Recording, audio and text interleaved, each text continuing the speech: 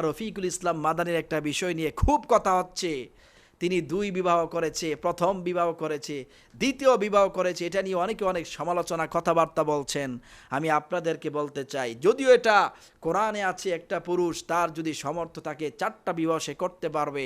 এটা তাকে আল্লাহ তাআলা কোরআনের মধ্যে নির্দেশ দিয়েছে, সে চাইলেই করতে পারবে। কিন্তু তিনি বিবাহ করেছেন, কোরআনের আইন মেনেছেন, কোরআনের কথা তিনি মেনেছেন। তবে এখানে আরেকটা কথা হলো, বর্তমান জামানায় আপনি একটা বিবাহ করেছেন সমস্যা নাই, ২টা করেছেন সমস্যা নাই, ৩টা করেছেন সমস্যা নাই, যদি আপনি তাদের উপরে ইনসাফ করতে না পারেন, কিয়ামতের ময়দানে আল্লাহর কাঠগড়ায় আপনার দাঁড়াতে হবে। আল্লাহর কাঠগড়ায় সেদিন আপনার কঠিন শাস্তি হবে।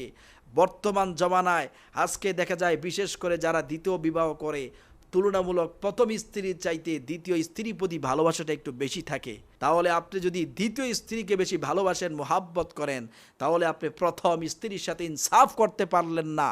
ইনসাফ না করার কারণে আল্লাহ তাআলার আদালতে আপনাকে সেদিন আটকায় যাইতে হবে। আল্লাহ তাআলার আদালতে আপনি সেদিন দাঁড়াইতে হবে। আর ইনসাফ না করার কারণে আল্লাহ তাআলা আপনাকে জাহান্নামে নিক্ষেপ করবে। আমি বলি না যে আপনি বিবাহ করেছেন এটা হারাম, আমি জানি এটা হালাল। এটা আল্লাহ কোরআনে নির্দেশ দিয়েছেন যে একটা মানুষ 4টা বিবাহ করতে পারবে। আপনি করেন, সমস্যা নাই। কিন্তু ইনসাফ যদি করতে না পারেন, তাহলে বুঝবেন কাল কিয়ামতের ময়দানে আপনার কঠিন শাস্তি হবে, কঠিন শাস্তি হবে।